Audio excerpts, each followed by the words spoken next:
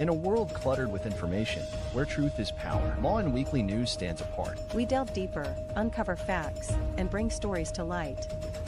From political showdowns and economic triumphs to the pulse of the street and the heart of the community. We capture the moments that define us, stories that challenge, inspire, and transform. Tune in live Sundays 8 a.m. Central Standard Time and Sundays 6 p.m. Central Standard Time. These are Lawin headlines for this week. HEB gives $6 million to feed Texans as looming SNAP cuts stir concern. Texas schools told to step up seatbelt enforcement on buses.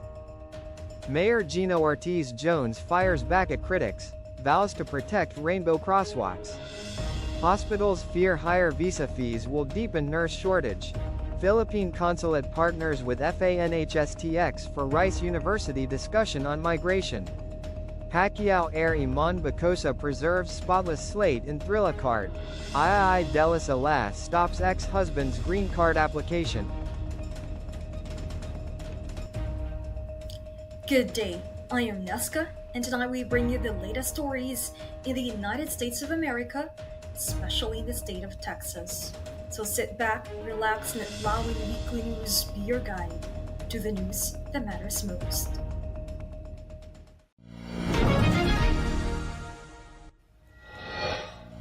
HEB has donated $6 million to food banks and senior meal programs across Texas as the federal government shutdown threatens to delay Supplemental Nutrition Assistance Program or SNAP benefits starting November 1. The U.S. Department of Agriculture has warned that states may be unable to release SNAP funds if the shutdown continues. More than 3.5 million Texans, including 1.7 million children, rely on SNAP for monthly groceries. To prepare for possible disruptions, HEB is allocating $5 million to food banks and $1 million to Meals on Wheels programs for homebound seniors. The donation is part of HEB's Food Bank Assistance Program, which has provided over 1.5 billion pounds of food since 1982. Major beneficiaries include the Houston Food Bank, Central Texas Food Bank, and San Antonio Food Bank, which are already seeing higher demand. Houston Food Bank President Brian Green says the donation will help them prepare for more families in need if SNAP benefits are delayed.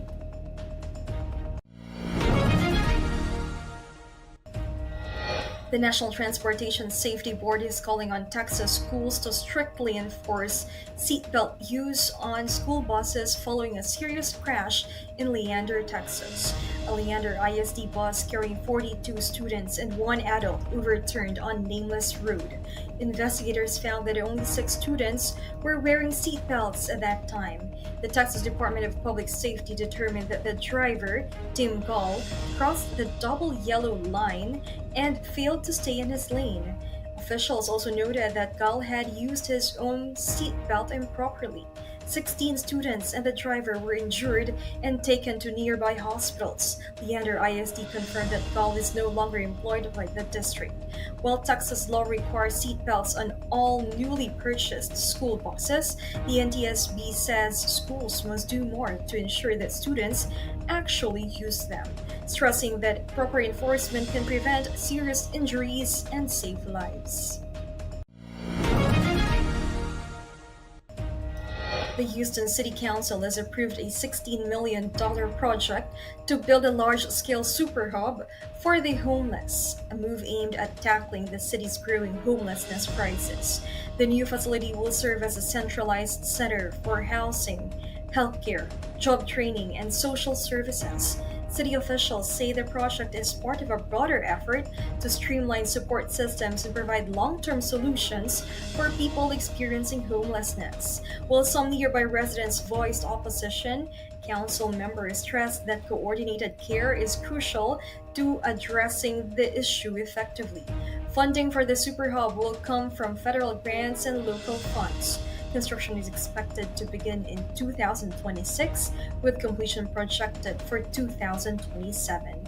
Mayor John Whitmire said the project reflects Houston's commitment to compassionate and practical solutions to homelessness. adding that the city must take proactive steps to help people rebuild their lives.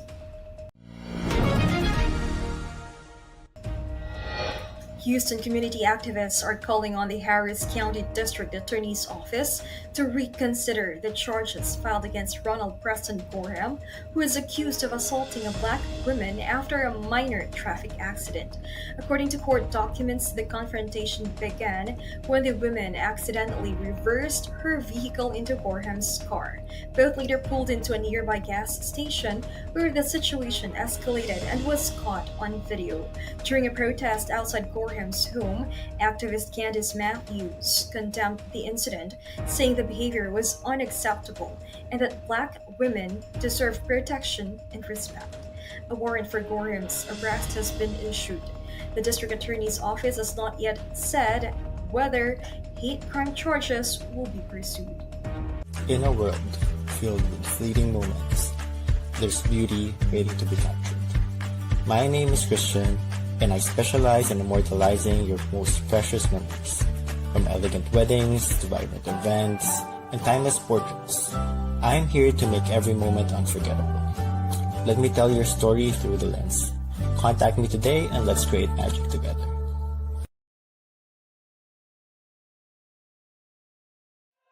Journey to self-discovery and mastery. Be bold, why not? Season 6 with MJ Concepcion every Monday 8 p.m. CST. Don't miss out. Where every conversation is welcome at the table. This is Pink Table Talk with Dr. Carly D. Every Wednesday 8 p.m. Central Standard Time.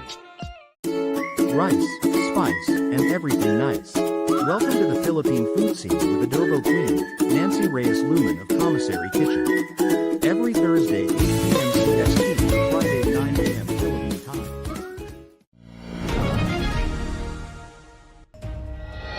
A new landmark is taking shape in Austin. City officials say the Wishbone Bridge at Lady Bird Lake is expected to open in early 2026. The pedestrian and bicycle bridge is part of Austin's ongoing effort to improve connectivity and accessibility across the lake. The project includes dedicated lanes for walkers and cyclists, enhanced lighting, and modern safety features to create a secure and enjoyable experience. The Austin City Council approved the project after environmental assessments and extensive community consultations. Officials say protecting the lake's ecology has been a top priority throughout planning and construction. Designed in collaboration with engineers, environmental experts, architects, and local artists, the bridge's curved wishbone structure is expected to become a new city landmark. The Austin Transportation Department is overseeing the project, which aims to ease congestion, promote sustainable mobility, and boost access to nearby parks and businesses.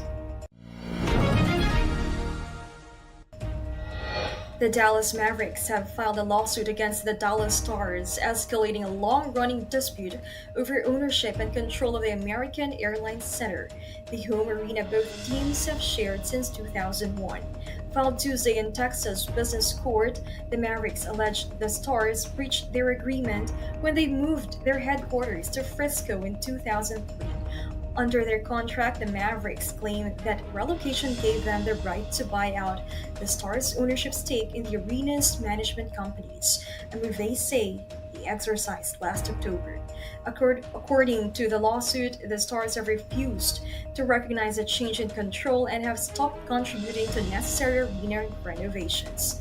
The city of Dallas has sided with the Mavericks, declaring the Stars in breach of their franchise or agreement for moving operations out of the city. The Dallas Stars have not yet publicly commented. Both teams' leases expire in 2031, and each is reportedly exploring new arena options.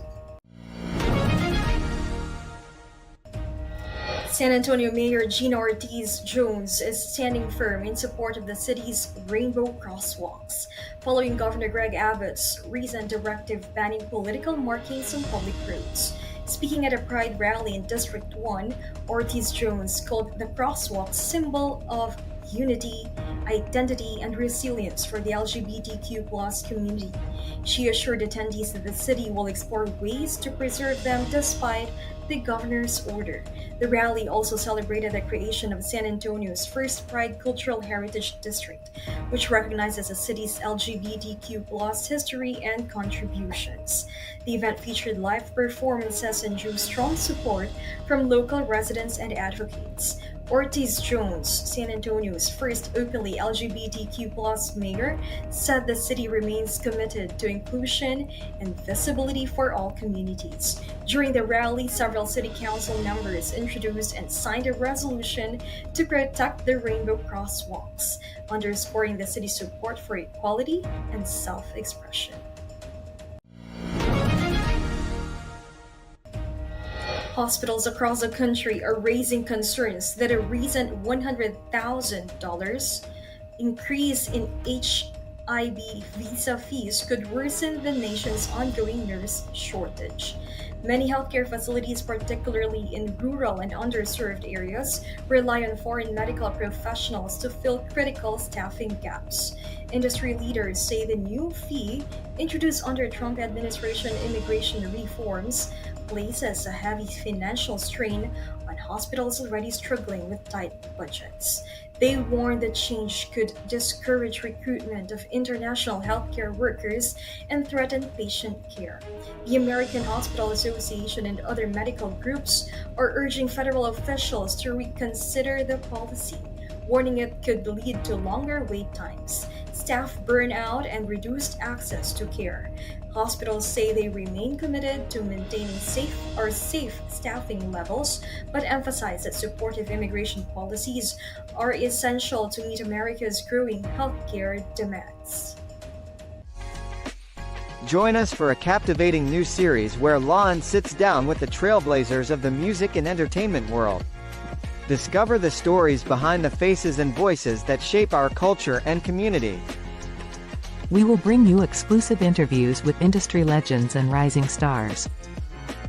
Behind the scenes insights and get a peek into the creative processes and personal journeys. Artists and performers and their upcoming shows and events. Stay tuned for more updates and sneak peeks. Follow us on social media and subscribe to our channel.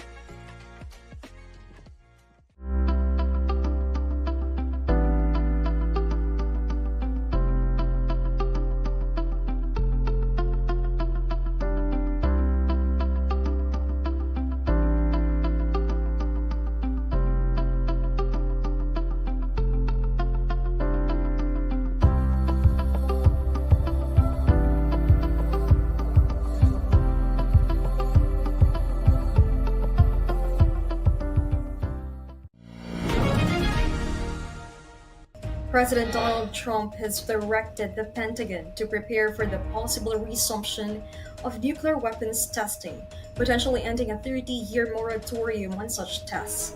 The order comes ahead of Trump's scheduled meeting with Chinese President Xi Jinping. According to U.S. defense officials, the move is intended to ensure the United States remains cooperative or competitive with other nations advancing their nuclear capabilities. The U.S. last conducted a nuclear test in 1992. While it signed the Comprehensive Nuclear Test Ban Treaty, the agreement has never been ratified by the Senate. Pentagon officials have begun reviewing the logistical and technical requirements for renewed testing, including plans to refurbish the Nevada National Security Site, where the last test took place. No timeline has been set for potential testing, and officials emphasize that preparations are precautionary at this stage. President Ferdinand Marcos Jr. has ordered government agencies to reduce construction costs for major infrastructure projects, including classrooms, hospitals, and farm-to-market roads, by as much as 50%.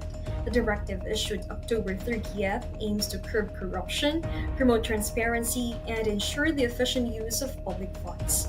Marcos instructed the Department of Public Works and Highways and other concerned agencies to conduct a comprehensive review and audit of existing infrastructure plans to identify ways to lower expenses without compromising quality or safety. The president stressed that while infrastructure development remains key to national progress, it must be pursued with accountability and cost effectiveness. He also ordered agencies to submit regular progress reports and coordinate with local governments for consistent implementation nationwide. The initiative, which covers irrigation systems and other public works, targets full implementation by 2026. Marcus said the move will help the government build more facilities, maintain high standards, and prevent waste or misuse of funds.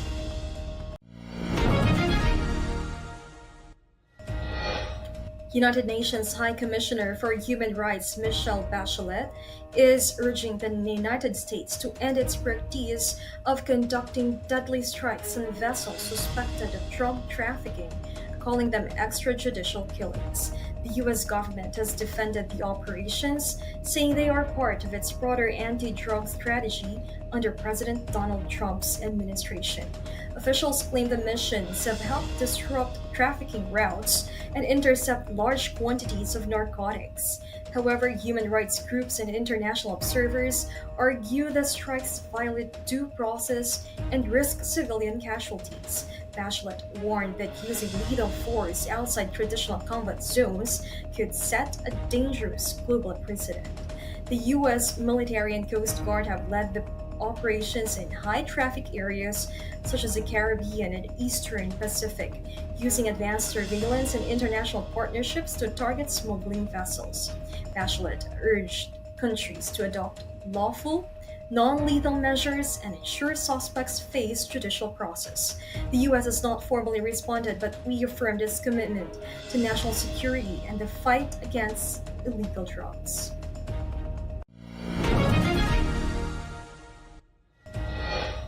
The Philippine American Chamber of Commerce of Texas, or PACCTX, celebrated Filipino American excellence during its Legends and Leaders Gala, held Friday night at Kalahari Resorts and Conventions in Round Rock. The event, led by PACC Texas State President Attorney Eileen Ligat-Dizon, recognized outstanding Filipino Americans for their leadership, innovation, and community impact across Texas.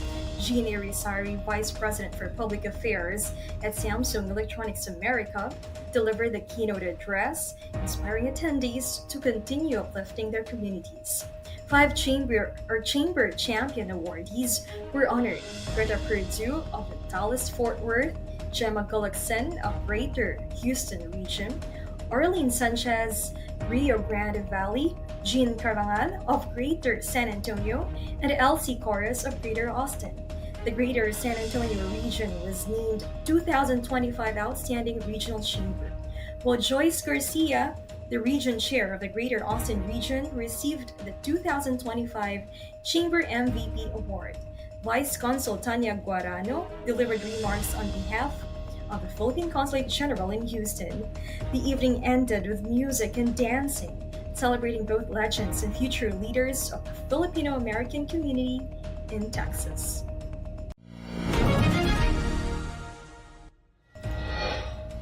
The Filipino Consulate General in Houston and the Filipino American National Historical Society Houston Chapter, or FANS-TX, hosted a talk titled Lakbay Filipino American Migration in South Central America at Rice University's Fundren Library. The discussion featured Dr. Randy Gonzalez, a Louisiana-based associate professor and community historian who explored the migration journey of Filipinos to the United States. He highlighted the courage, resilience, and solidarity of the first Filipino settlers in the South Central U.S. and their lasting contributions to community building. Consul General Gunther Salas underscored the importance of understanding and honoring Filipino American history, saying it helps shape the community's collective future and strengthens its impact on society. The event was held under the 2025 Filipino American History Month theme, From Codes to Communities, Filipino American Migration and Movement, marking the 60th anniversary of the 1965 Immigration and Naturalization Act. Filing taxes, dealing with tax debt, or facing IRS actions is stressful, but you don't have to go it alone. Call 832-674-0829 or visit www.taxresolutionesq.com. For divorce and family law in Texas, Liggett Dizon Law Firm PC will guide you every step of the way. From initial consultation to detailed review of your case and strategic planning. We'll sit with you during negotiations or mediations, and represent you in court. Whether it is a family law, estate planning, or immigration, we will be there to guide through the final steps. So, leave your legal matters behind you and embrace your future. You can contact Liggett Dizon Law Firm PC at 346-5454-346 or visit DizonLawFirm.com. The NBA Board of Governors has approved the sale of the Los Angeles Lakers to billionaire Mark Walter, marking one of the most significant franchise transactions in league history. Walter, the co-owner of the Los Angeles Dodgers and CEO of Guggenheim Partners, will acquire a majority stake from longtime owner Jeannie Buss. The deal values the Lakers at around $10 billion, setting a new record for an NBA team sale, surpassing the $6.1 billion purchase of the Boston Celtics earlier this year. Buss, who has led the franchise since 2013, expressed her full support for the sale, praising the team's future direction under Walter's leadership. The NBA said the transaction is expected to be completed soon, pending final closing conditions. Walter's acquisition adds to his growing portfolio of sports and business investments, and league officials voiced confidence in his ability to continue the Lakers' legacy of excellence.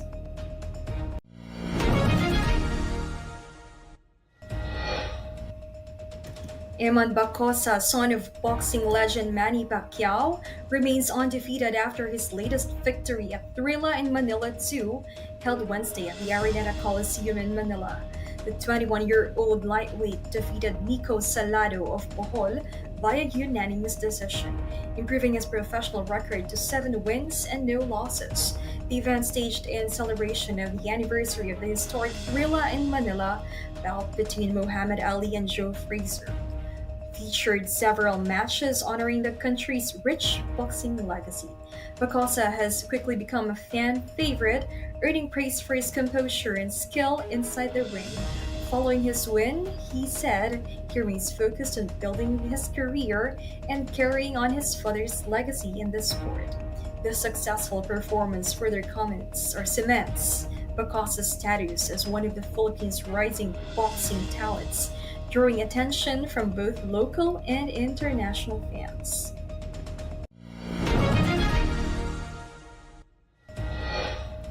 Actor Elijah Wood gave fans an unforgettable surprise when he appeared at a Lord of the Rings themed wedding at the Hobbiton film set in Mata-Mata, New Zealand on October 29. Wood, best known for playing Frodo Baggins in the iconic movie trilogy, was reportedly on a private tour of the set when he stumbled upon the ceremony.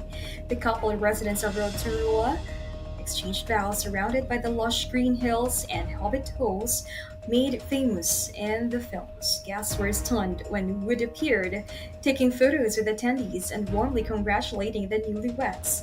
He also shared behind-the-scenes stories from his time on set, turning the celebration into a truly magical, once-in-a-lifetime moment. The Hobbiton movie set remains one of the New Zealand's top tourist attractions, drawing Lord of the Rings fans from around the world. For the newlyweds, Wood's surprise visit made their fairy tale wedding even more legendary. Actress Ai de las Alas has confirmed that the green card application of her former husband, Gerald Sebayan, has been revoked, coinciding with her filing for divorce in the United States. De las Alas said she withdrew her petition for alien relative at the same time she filed for divorce, a request later approved by the U.S. Citizenship and Immigration Services. The comedian cited personal reasons for the revocation. She and Sebayan were married in November 2017 but separated in October 2024. De las Alas has previously spoken about the challenges in their relationship, including differences over having children, which she said contributed to the split. Following the decision, Sibayan has reportedly returned to the Philippines. De Las Alas shared that the legal actions she took were part of ensuring her personal peace and protection as she moves forward with her life. As we brace ourselves for the upcoming weather changes, let's dive into what you can expect day by day. Whether you are planning outdoor activities or just preparing for the week, we've got you covered with the most accurate forecast. Stay tuned with us as we take a closer look at the weather patterns that will impact our region. Remember, here at Lawin Weekly News, we bring you the clearest skies to the stormiest forecasts. Here is your Lawin Weekly News weather forecast in Houston, Texas. On November 2nd, Sunday, the high is around 81 degrees Fahrenheit with a low near 61 degrees Fahrenheit. Skies will be mostly sunny with only a slight chance of rain. On November 3rd, Monday, the temperature peaks near 83 degrees Fahrenheit and dips to about 60 degrees Fahrenheit overnight. Expect sunny and mild conditions. On November 4th, Tuesday, the high will be around 85 degrees Fahrenheit with a low of 59 degrees Fahrenheit. Mostly sunny, with a few passing clouds. On November 5th, Wednesday, highs reach roughly 84 degrees Fahrenheit and lows are about 58 degrees Fahrenheit. A bit cooler, mostly clear and pleasant. On November 6th, Thursday, the temperature peaks near 82 degrees Fahrenheit with a low of 57 degrees Fahrenheit. Expect partly sunny skies and mild weather. On November 7th, Friday, the high is near 80 degrees Fahrenheit and the low around 56 degrees Fahrenheit. Mostly sunny, possibly turning cloudy later with a small chance of a shower. On November 8th, Saturday, the temperature should reach about 78 degrees Fahrenheit, dipping to 55 degrees Fahrenheit overnight. Expect mostly cloudy skies with a higher chance of rain or a light storm late in the day.